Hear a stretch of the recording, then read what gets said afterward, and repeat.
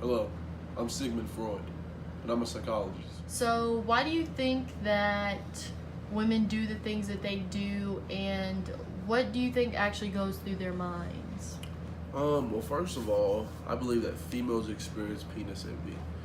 Penis envy is the female counterpart in castration anxiety. When young girls are around the age of 3 to 5, they distance themselves from their mother, and I believe they devote their affections to their fathers. And this happens when a girl realizes she has no penis. Girls hold their mothers responsible for their lack of penis and do not forgive their mothers. Being that, they put them at a disadvantage. Okay, so tell me why you were so interested in psychology. I was interested in psychology because from a young age I always liked it. I had my own theories about it. My theories expanded as I got older and I began to learn a lot more than I ever thought that I ever would. Then I became interested in hypnotism. I loved it so much. I feel like it could help the world and the community a lot. And most importantly, I feel like it could help the mentally ill. So, do you think that people are readily able to see what is going on in their heads, or what are your thoughts about that? I don't think that people are readily able to see what's going on in their heads, just because most of the patients don't always tell the full truth. People aren't ready to accept the reality of stuff. And that being said, they don't really tell themselves the truth. I believe that your mind can play tricks on you. It can kind of tell you when and what to believe in, when and how.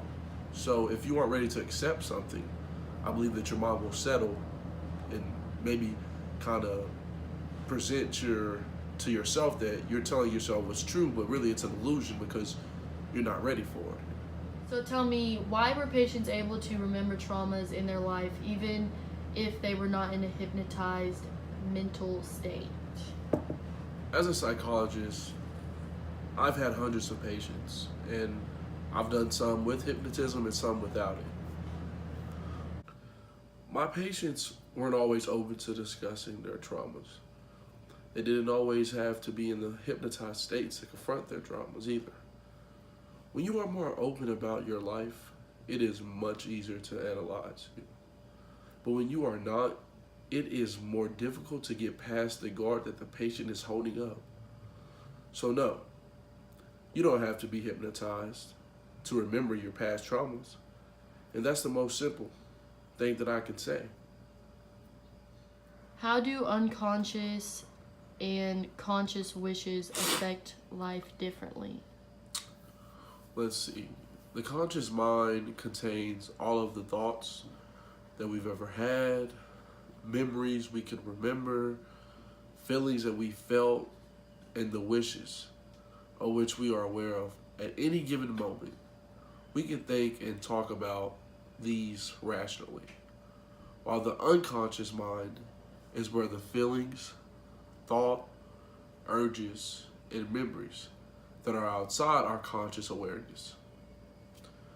Most of the unconscious is unacceptable, unpleasant, such as the feeling of pain, suffering, conflict, anxiety, negative thoughts.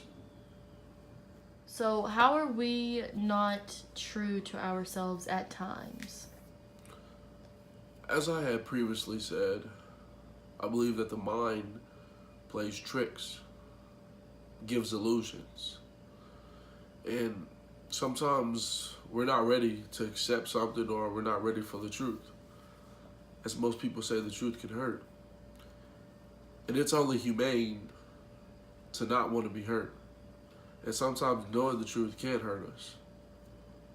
So I believe that when we would try to kind of sugarcoat stuff and make it seem like it's not something that it really is, we trigger something in our brain that makes us not believe what it really is.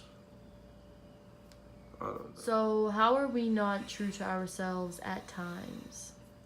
As I had previously said, I believe that the mind can play tricks on us. The human mind is very complex. When it comes to such things as truth, we allow ourselves to believe what we choose. And not always even what we choose, but what we make ourselves believe. I believe in a person's head, it's like a fantasy world. You pick and choose what goes in, what you want to believe. And sometimes we choose false stuff because we can't take the truth. We can't accept the truth. We can't handle the truth. So we come up with our own truth, our false truth. And not always that's good. Acceptance is the key. In order to know the truth, you have to want to accept it, no matter what it is, no matter how bad it is, but acceptance. And that's a problem. Not everybody wants to accept the truth for what it really is. Okay, so tell me how you determined what someone was feeling and what was on their minds. As a psychologist, I've had a lot of patients. And every patient's different. Some patients could maybe just sit down and tell me. Some needed a couch. But what they all had in common was comfortability. You have to be comfortable in a setting where you can talk to me. And when I would sit down and talk to each one, I would ask them their past, their future, their present. And I would always ask them if they can tell me something, a secret, a door, something that can open me up to them, where I can evaluate them, that is not maybe seeable in the normal vision, the normal way. You have to look sometimes beyond the surface. And I believe truly that every person has some type of secret. It might not always be bad, but there is something that's going to connect you to their inner them. And when I did that, with most females, I would always see how they would always want to date men that are similar to their fathers. Always got that, and always usually had something to do with sexual. They've been abused or a lot of things sexually.